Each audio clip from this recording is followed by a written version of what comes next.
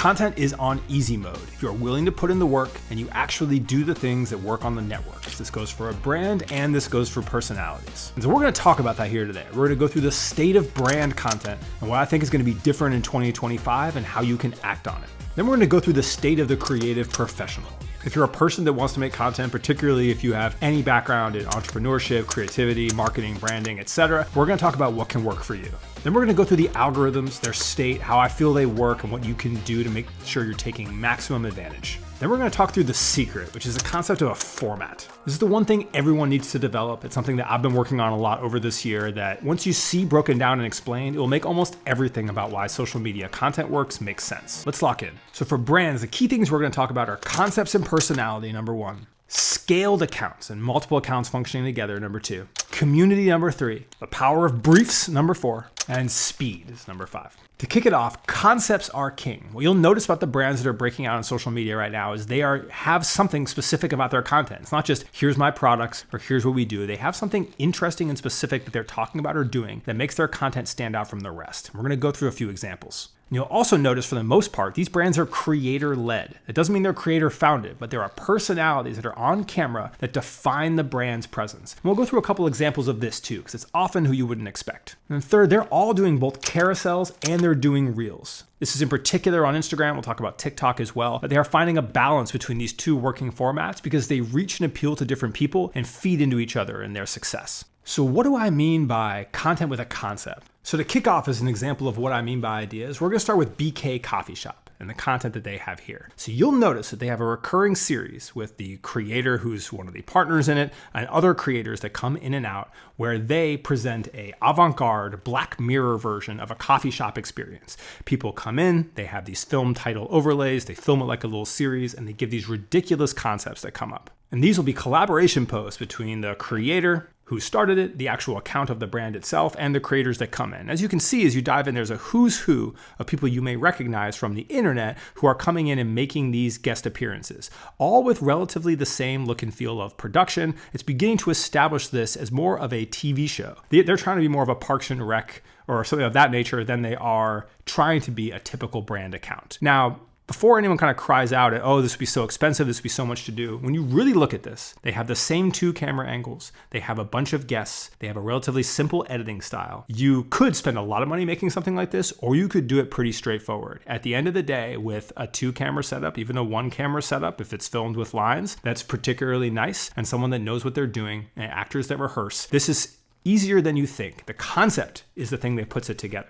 And once you get into a rhythm of executing it the first time, the second time, getting good at it, you can continue to hit it, especially if it's doing well in the algorithm. It gives you the incentive to continue to execute these. And because the actual videos are doing well, now you get people that want to be guests inside of them. I love this example because it's not your average, it's not a fashion brand or someone with a huge budget. It is a creator who has a coffee shop who's looking at an out-of-the-box way to position their content as television and have it stand out on feed. In a similar way, I want to look at Gaunt. So I love this travel series they have. I'm gonna do an art direction video in a few weeks where we'll dive into it a little bit deeper, but they have these concepts they have recurring. One is postcards from different places where they're filming these little vignettes of people that get a lot of views and looks. If you go through their page, they have multiple of these concepts. Checking in for the holidays where they're filming like inside of a hotel scenario and they're putting together little vignettes that show that. They are doing their best to create a bunch of different scenarios and test what works and then continue them in different ways. But they're also balancing that with near constant carousels of the product, right? All the typical things you'd expect from a fashion brand presented artfully and nicely in simple carousels next to each other to balance out these brand building, more viral items with really straightforward things that actually show off what they're selling. And the balance they have in this account of trying conceptual things, of trying them multiple times to make sure they work, of tweaking them and adjusting them, while at the same time having really sales-oriented, straightforward content right next to it is a really smart approach, I feel like, for brands that want to approach this and make sure they have performance dialed as well.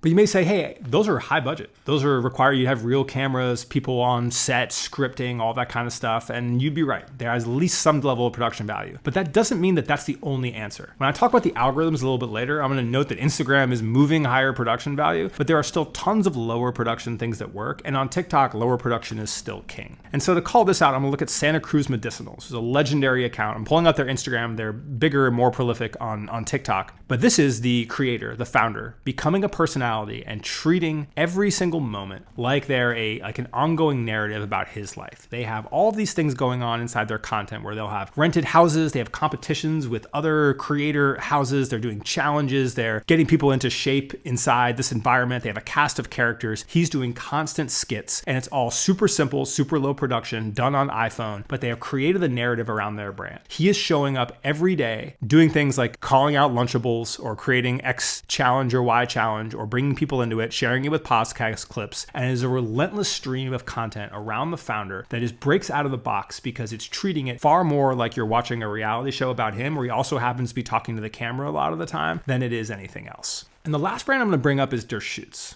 And I want to bring this up because I talk to a lot of brands outside of the fashion space. I know a lot of you watching this are potentially in there because I make a lot of content about it. So we see all the cool content ahead of time, right? Because things happen there. But one of the biggest trends I think are going to be happening for all brands in 2025 is way more humor content. So Der Schütz has a constant stream of skits. They have 2 creators that are in almost every video, and the founder makes some appearances as well. It's a male and a female creator, so there's a dynamic between the 2 of them that often happens, and there's also, they have their own individual characters, and it is a constant stream of funny videos that gets tons of views. They're always wearing the clothes from the brand inside the videos. Sometimes the clothes are also at the center of them, like you can see here, like with these loafers. But every video is conceptual, every video is funny, and they release them absolutely constantly. They also have a pretty advanced strategy of putting different accounts for these when they open different locations. I'll talk about scaled accounts in a second, but using this humor aspect is another one where this is the creativity, right? Again, over the production. They've added production onto this as they've become more successful with it, but at its core, it's 2 people engaging with each other, acting out funny scenarios where creativity is king. There's no fancy cameras. It's iPhone all the time, and you can see the intention that's put into it and how well it's done for the brand. So let's talk about scaled accounts. One thing you'll notice is that there's multiple accounts now representing brands. You'll see the account has a brand, a founder will have a brand, an employee will have a brand, there'll be a behind the scenes account. Once you figure out content, I wouldn't start multiple until you know what you're doing, but once you figure it out, you start to realize content's actually pretty easy to produce. There's multiple angles and multiple styles, and the more stories you tell, the better it is what you can do. And so again, I wouldn't recommend it till you have at least one figured out, but beginning to put those different pieces in place and say, we're gonna have one regionally because regional content works really well in the algorithm, or we're gonna be able to have our content,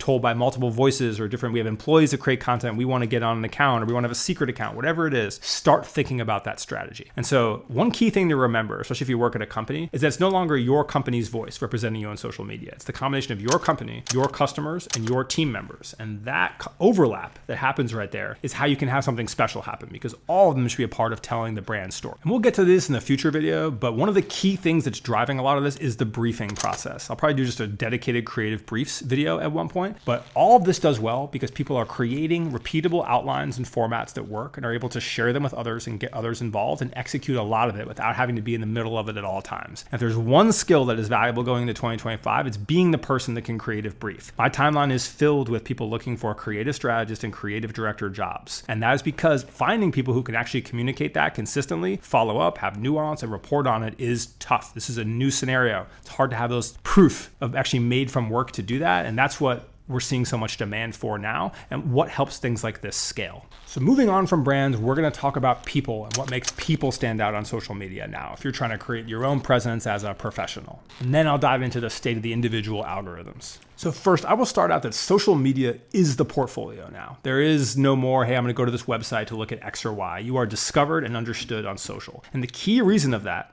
is because the core work at it on its own often doesn't matter as much anymore. How the work performs in context, aka how it moves on social media, becomes even more important. And this goes for everything from copywriting to photography, to actual content creation, to any marketing campaign you might have. So much of it goes back to that putting it in the social media context becomes ultra important. Most skills lead back to content.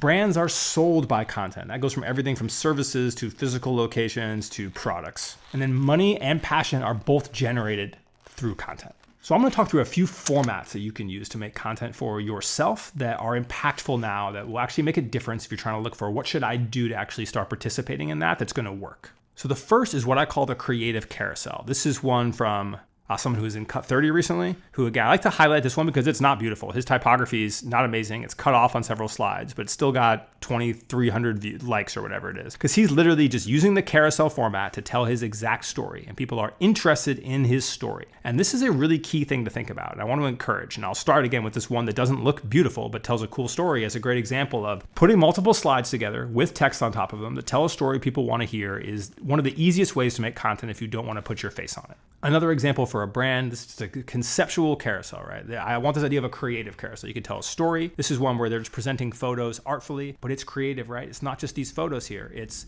Gumtree has their notifications silenced is like a key call out of this, right? Where you're able to actually show and explain something that's going on and put it into a creative way. Another one I like to call out. So Katie just has these carousels where she's basically telling her story about running, what she's eating, what she's learning, and she's just putting text in cool patterns around this. And some of this you could scribble on your iPad. Some of this you could use text wrap tools in Photoshop or similar to do. But she is basically presenting her life artful. So when I call out creative carousel, I really mean creative. I mean, there needs to be interesting things that are happening to help tie it together, but it's an amazing vehicle to showcase your life and whatever it is that you do and are interested in. And it should be kind of the backbone of how you're thinking about personal content strategy. And the same goes not just on Instagram, but TikTok weights carousels even higher than ever, literally as of today, higher than ever, and it has. Now they have another dedicated feed just for photos. And if you are on Threads, which I know not a lot of people are, one thing that is bubbling on there, I think will bubble on other places, is you're seeing these people do these like day 9 of using Threads as a photographic journal, where they're really playing with like text styles on things and like how text overlays. I think we obviously see a decent amount of this on Instagram already. This is another style where if you can learn to do that and document your life and participate in it, it's a great way to look at making content right now. So besides creative carousels, another idea is actually curation, right? Where I don't think anymore you can go on there and just read the news and say, here's what's happening in marketing, or here's 4 things you can learn about accounting, or whatever it is. Now you need to take it a step further. And so this curation one, this is from Ya, another Cut 30 grad, and one of my friends, where he's put together a bunch of slides where he's just, obviously there's a bunch of known brands in here, but it's talking about what he thinks is interesting about them with a common theme. It's another aggregation piece you should look at for personality. Creative carousels, and then curation. And curation can be via carousel or via video. And then the third is the idea of ideas. So this is a format that I've used a ton, where I would basically say, hey, if I was creative directing X, I would do Y. This woman is using a similar format to great effect right now and has grown a lot of followers and is making some really cool content. But what you'll notice about this is it has some inherent virality because of its controversy. So she is basically presenting, if I was going to make a brand, I'd do it like this. Awesome showcase of your skill set. If you are doing anything, if you are an accountant, if you are a photographer, if you're a strategist, if you're a copywriter, basically saying, hey, if I was, like one I did maybe like 9 months ago or 6 months ago was, if I was Skull Candy, I'd do collaborations like this, right? And you should be able to present yourself in that context is an anchor and a hook that works really well. It gives you a challenge and makes good content about it. But she's upping it a notch because people are here for the comments, right? When you look at what is one of the things that helps content succeed the most, it is the comments on it, because dwell time goes longer and watch time goes longer when people are scrolling through the comments to see what other people say. And so she has a lot of controversy around these videos because she generates all the images she uses from them in AI. AI is still, no matter how much people start using it, reviled on the internet in terms of image generation because it's replacing creative jobs, etc. Won't go too deep on that in this video, but you will see a constant 22,000 likes on someone just hating on her use of AI, right? But it doesn't matter. That sparks the conversation to get her ideas in front of more people. It has an innate virality to it because of the controversy, and that's something else to think about. But this idea format is wonderful, and I would encourage you to put yourself in the shoes of what you would do for a company or scenario and apply your expertise to it as a key content format to stand out with personal brand. And you don't have to do that with just long content. Someone who I think does it well with short content and lower production value content is this creator. And she does predictions, right? They're usually iPhone, they're usually a little less put together, but she will literally say, here's what I think is gonna happen with this company or this brand or the Kardashians, or I think this app should be created, or why doesn't this exist? It's 90% of her content. Right now she's doing 31 days of predictions, like for the holidays, which is smart. And I think she did it last year too. But again, she's just putting her ideas out there in like relatively low production with some text on it. And if you are the kind of person that has ideas, or you're the kind of person who wants to show that off, this is a great format with which to do it. And I think, again, reading the news or saying this thing happened or breaking it down into a playbook is moving away in 2025. Real ideas people can resonate with and think is what people want to follow. And the last topic I will talk about is creating art, like creating actual things people find interesting. You can have art in any way, like from this design creator who then kind of created a toy, to someone showing off their photography but doing it in a super artful way. If you want to show off something creative that you do, you need to present something like really artful and unique. I couldn't find the original creator for this. This is taken from a style of a creator that got really popular. He was doing like, this was his thing where he put his hand with whatever on it behind him cropped. And that got super popular. Then a lot of people jumped on the trend. It started by one person who was basically, I'm making carousels like this. And literally it was like a nicely lit shot of a hand, nicely lit shot of a person, one cropped behind the other, really fun format. And so this is the kind of world we exist in, right? Where if you are creating, like find some standout look and feel way and then continue to create it. And eventually you might get adopted whole scale, but you're going to get the followers and attention in the meantime. All right, so now we are going to talk about the algorithms and how to look at that into the new year. This is really tactical information to really think about how content moves and why. So first is the Instagram algorithm, probably more important than ever as the looming TikTok ban in the US comes up. But you will notice that content on there is upgrading. More and more high visual content, movie level production content, great looking content on pro cameras is succeeding. And I would be leaning into that if this is your primary platform. And I'd be doing what I showed earlier and creating a 50-50 mix of carousels and reels. You have to be good at both, I feel like, to really stand out in the new year. If you are excellent at one, that will always work, but I think it's really worth testing doing both. And one thing to note about Instagram's algorithm is they have what I call almost like a mass algorithm. They can put you in a bucket. They basically say, do you like marketing? Do you like cars? Do you like female fitness? Do you like men's fitness? Do you like fashion? They take these big buckets and put you in an algorithm of the bucket. You're in the marketing algorithm, the design algorithm. You can be in a few at a time. But that's how they look at these big macro algorithms, which is why creators can blow up and do really well, because if you start to dominate inside one thing, you get shown to anyone that's in that algorithm. That's how I view Instagram. And TikTok is not that, right? TikTok is very specific. It will give you exact creators you like and show you a ton of them. It will give you exact niches you like. You really like, dark anime, but only from the 90s period. Got it. You like conspiracy theories, but only this type of conspiracy theory. They're on it. They will give you really exact versions of the things that you're into. And that's worth thinking about as you create, because Instagram needs to know where to put you. And if there isn't an algorithm for what you're doing and is throwing you somewhere else, then you're not going to succeed. Whereas in TikTok, you can make the nichest content you want, and you may not get a ton of views from it, but it will be the people that are actually interested in that subject, provided you're making something that can kind of point them in the right direction, has good captions and descriptions, etc. But TikTok is more than ever now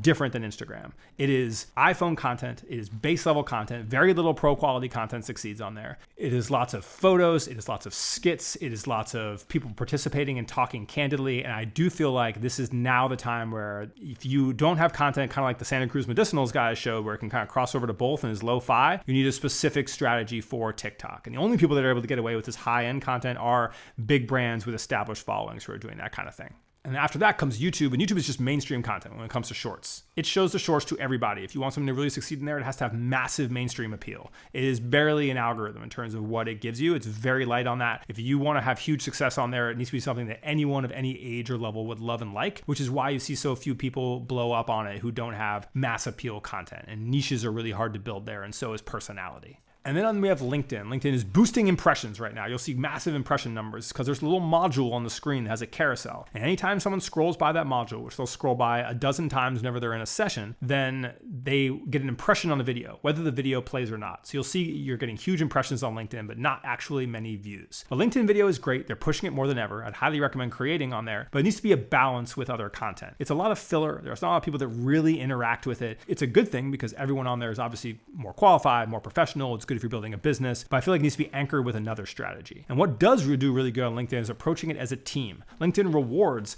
companies whose people comment on each other's stuff. Gives you the option as an employee of a company to notify people at your company when you tag them that a post has gone live. There's a lot of little features like that it actually helps if you work in LinkedIn as a team. And I'm going to talk about two things and we're going to wrap up. So the first is developing a format. This is the most important, crucial secret to making content succeed. Is you'll notice that almost everybody who really blows up has a couple things in common. They are doing a thing is number one. So for instance, Nara Smith is cooking food from scratch in every single video. Is why she's one of the biggest TikTokers, if not the biggest TikToker. My boy Thor is chopping wood every single video. He is chopping wood while he gives you life advice or flirts with the camera, whatever it is. Ken, amazing fashion account, is sitting at this same table with the graphics in the same style, giving you this information. His is the least of like I'm doing a thing, but he's explaining it to you like in this very similar look. But they will be doing an item that they complete this action every time. And I think that's crucial. I think there's an account with that one girl who eats a ribeye every day and talks, right? She's completing an action while she does it. And that's crucial. If you can add that into your content, that you are doing a thing and it's the same thing every time, that is a very useful thing to anchor content inside of and a crucial thing that helps people stand out. Second is they are set up the same almost every time. Their sets don't really change. They have a unique look and feel. Like Nara's always wearing couture. Thor always has a unique axe or a crazy piece of wood or whatever it is, but they have set themselves up. You'll notice their framing is almost the same exactly. So people, when they scroll by, they know this is unique content of this person. They recognize it immediately, and that means they stay and dwell if they like it. So we now have, they're doing a thing and they're presenting it with the same visual format. And then they package it the same way, right? The same titles, the same texts in the same places. There's consistency in the branding of it. Look at the Shift Fashion Group. They make content who are taking apart clothes all the time. And it's a little